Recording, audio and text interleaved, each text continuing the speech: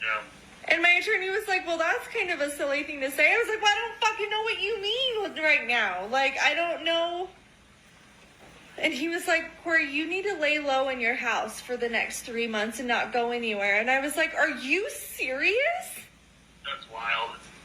And he's like, no, that's what they're attacking you with. And I was like, oh my God.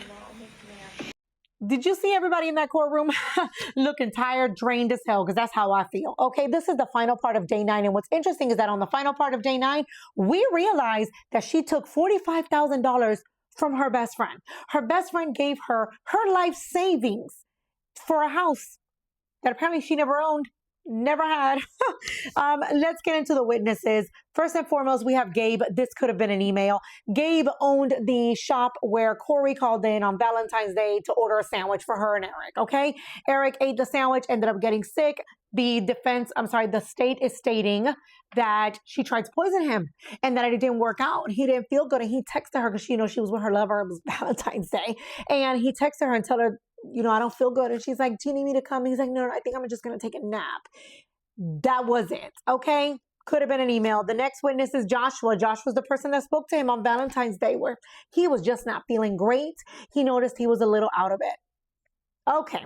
The next witness is Chelsea. Chelsea was her best friend. Okay. And Chelsea talks about the fact that Eric's had found out that Kouri took a loan against their home.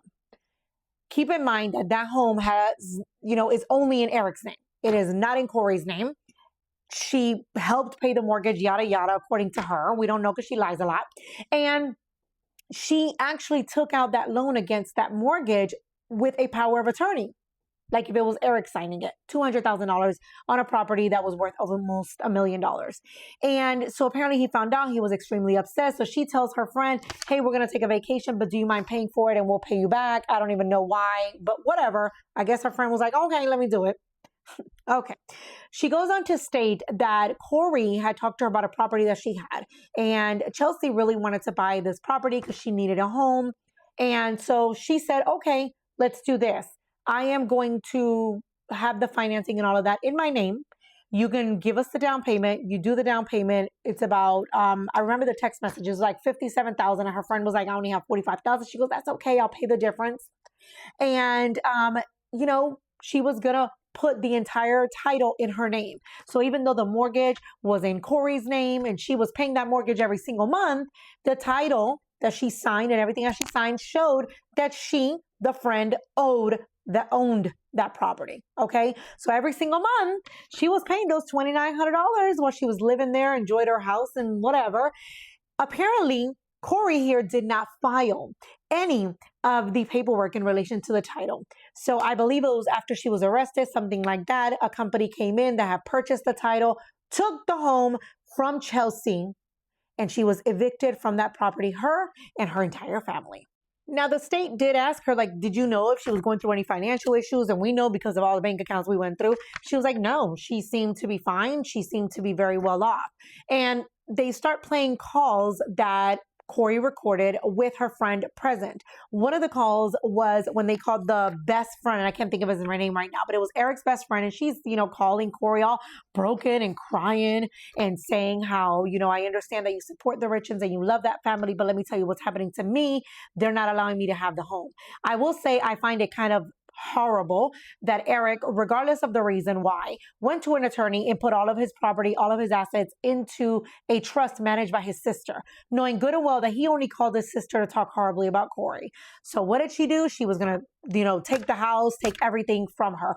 They said that no, she was just going to follow the trust and make sure she had the property, but she couldn't do anything. His sister had all the say, and if the house is sold, if the house is not sold, if anything in the house, gets remodeled, anything, she had no say. And so she's on the phone with the husband's best friend, and he's like, look, I know he did the whole trust thing because he was worried after you literally, did this, took out $200,000 against the mortgage. And she was like, yeah, I took out $200,000 against the mortgage. He didn't believe in me. I paid over $80,000 this year alone on that mortgage. And guess what? Those $200,000 were already paid back in 6 months. And now we went from having a few properties to having, I think it's like 12 properties. We're $11 million in properties. We all know that's a lie. The $200K was never paid back. She didn't have $11 million worth of property. In fact, she had $4 million worth of property from what I understand. And she owed $6 million between all her paid homes, all of her stuff, etc., which is what she did with the $45,000 that she received from her friend. She took the $45,000 to put that in her joint account with Eric to make it seem like, I guess, she was getting income. She was paying stuff with that, paying stuff with the other. I mean, homegirl was barely surviving. I don't even know how she was sleeping at night. Okay. Then they, talk about the fact that the sister, Katie, had immediately put a stop to everything. And of course, she was completely broken, completely upset, and just talking about the fact that they were also trying to accuse her of being a bad mother and that they were not going to let her even do anything with the property, even move forward, because she filed a lawsuit against Katie, and they weren't going to do anything at all until his cause of death was final, because they were insistent that she did something to her husband. And we all know now that within weeks, they had a private investigator that had no problem taking out $100,000 out of his trust to hire this whole private investigator to come in and interview everybody and essentially build the case for the state. And here we are, and I don't even see any evidence showing that she took this man's life. The only thing I can confirm is that the girl is a liar, a cheater. That's all I got. That's all I got, because we have no proof of where she got the fentanyl from. Even the dealers are like, no, God goodness, no, we don't deal in fentanyl. We only gave her oxy, my goodness. And let's go to the final witness of day 9, which is Allie. Allie has known her since middle school. And she talks about the fact that they all went on vacation in Hawaii because a friend was getting married. And she was extremely upset at her husband. You know what her husband did?